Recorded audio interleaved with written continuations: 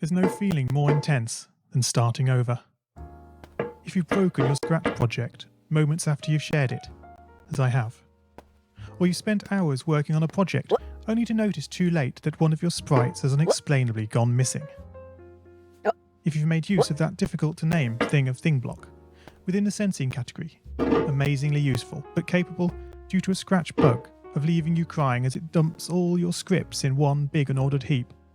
If you've made real progress coding a game over the course of the week, only to come back the next day to discover you weren't even logged in, nothing has been saving. Starting over is harder than starting up.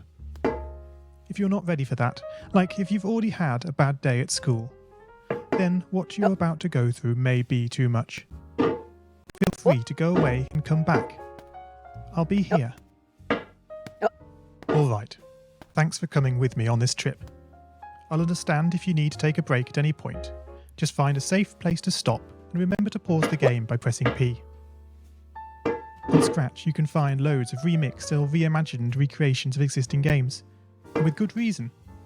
George Bernard Shaw said, "Imitation is not just the sincerest form of flattery, it's the sincerest form of learning." This game is a recreation of a game that came out in 2017, titled Getting Over It with Bennett Foddy. That game in turn was a homage to a free game that came out in 2002. Both games involved dragging yourself, using a hammer, up a mountain assembled from assets and objects sourced from many other games. It seems appropriate then that, when trying to recreate Getting Over It in Scratch, that we should construct our mountain from the same assets used in literally millions of Scratch projects, the unmistakable contents of the Scratch costume library. Unlike Unity or Unreal, Scratch does not provide you with a built-in physics or 3D rendering engine. It has no state-of-the-art debugger, you can't even pause your scripts. We are forced to program old school. Our experience capped at 30 frames per second on a 480 by 360 pixel stage. But these very restrictions force us to experiment, to think out of the box, to grow as developers as we become masters of all things Scratch. And let's not forget, what we lack in technology, we make up for in community.